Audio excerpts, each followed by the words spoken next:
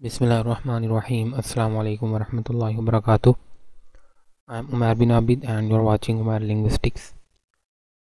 तो आज हम चैप्टर 1 को रीकैप करेंगे, यानी चैप्टर 1 की हम शॉर्ट समरी देखेंगे। और हमारा चैप्टर था आर्टिकुलेशन एंड अकोस्टिक्स। तो आज हमारा फर्स्ट चैप्टर भी ख़त्म हो गया। इंशाल्लाह मैं नेक्स्ट वीडियो में जो एक्सरसाइजेज़ हैं हर चैप्टर के आखिर में, तो चैप्टर 1 के आखिर में भी एक्सरसाइजेज़ मौजूद हैं, तो मैं कोशिश करूँगा कि उन पे भी वीडियो बनाएं ताकि हमारा थोड़ा जो है वो रिवाइज भी हो जाए जो अब तक हमने पढ़ा है सीखा है। तो ये वीडियो उर्दू में या हिंदी में आप कह सकते हैं, कोई भी एक। और यही वीडियो अगर आप इंग्लिश में देखना चाहें so the link is given in the description below. तो शुरू करते हैं। लेक्चर 1 में हमने देखा था स्पीच प्रोडक्शन के बारे में, और हमने जिसमें वोकल ट्रैक्ट की एनाटॉमी को देखा था, और हमने जो मेजर पार्ट्स हैं वोकल ट्रैक्ट के उनको देखा था। लाइक हमने स्पीच मैकेनिज़्म भी देखा था पूरा। फिर इस हमने देखा था कि कब वॉइस साउंड्स होते हैं, कब वॉइसलेस साउंड्स होते हैं।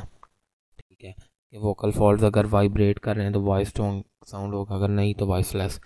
और जो मेन पार्ट्स हैं वोकल ट्रैक में काफ़ी, वो हमारे लिप्स और हमारी टंग है।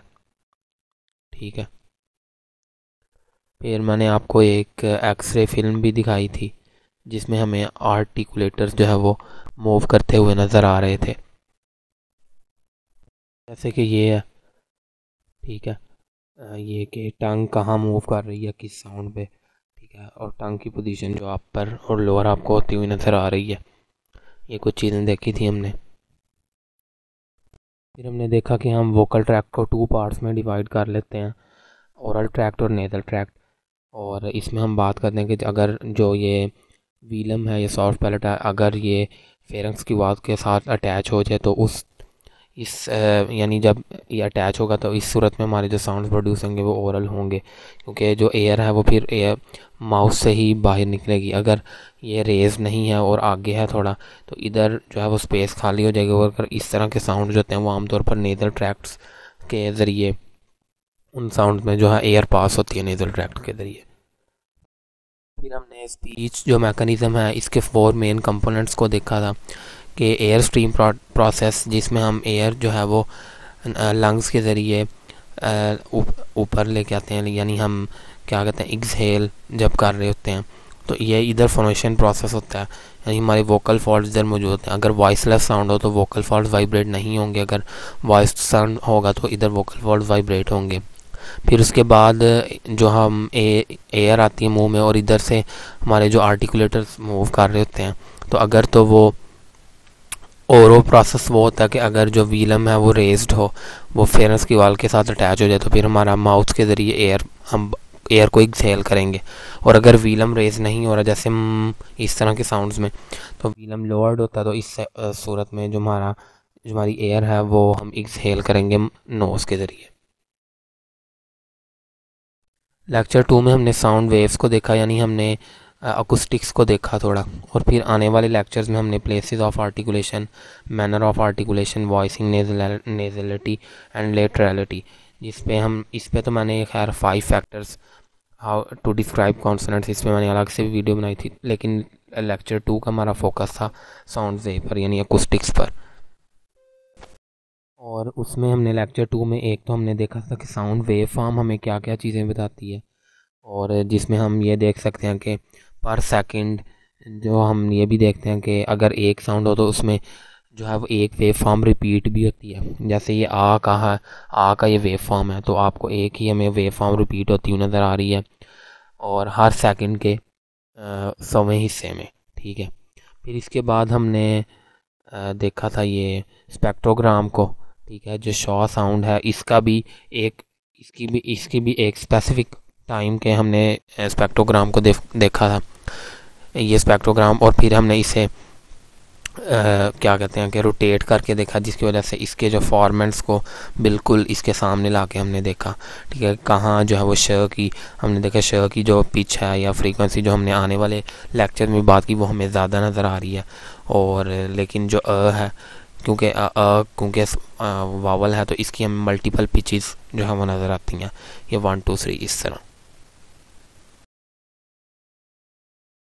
लेक्चर 3 में हमने देखा था प्लेसेस ऑफ आर्टिकुलेशन के बारे में ज़ाहिर है, जिसमें हम आमतौर पर देखते हैं एल्वियोलर रिज, लिप्स, ठीक है, और वीलम, ठीक है, हार्ड पैलेट, सॉफ्ट पैलेटल, यानी हम सारी प्लेसेस को डिस्कस करते हैं। फिर लेक्चर 4 में हमने देखा था मैनर ऑफ आर्टिकुलेशन को और ओरोनेजल प्रोसेस को, जिसमें हमने बाइलेबियल हम साउंड्स को देखते हैं। बाइलेबियल साउंड्स कौन से हैं, लेबियोडेंटल कौन से हैं, ठीक है, और ये हम प्लेसेस में ही देख लेते हैं यानी। और फिर उसके अलावा मैनर्स ऑफ आर्टिकुलेशन में जब हम देखते हैं ये क्या कहते हैं, स्टॉप्स हैं, लेबियल है, ठीक है, या फिर लेटरल है, ठीक है, या फिर अप्रॉक्सीमेंट है, इस तरह के वर्ड्स। फिर हमने अकूस्टिक्स ऑफ कॉन्सोनेंट्स को देखा था, जिसमें जो लेक्चर 5 था तो उसमें हमने स्पेक्ट्रोग्राम देखा था कॉन्सोनेंट्स का और वावल्स का भी, लेकिन हमने कॉन्सोनेंट पे फोकस किया था ज़्यादा। जिसमें हमने इस फिगर को देखा था और इसमें हमने जैसे देखा था कि जो फ्रिकेटिव है, इट्स में जो फ्रिकेटिव आर एस, उसको हम इतना जो है वो वेव फॉर्म में तो इतना अच्छा नहीं देख सकते, लेकिन हमें स्पेक्ट्रोग्राम में वो ज़्यादा बेहतर नज़र आ रहा है।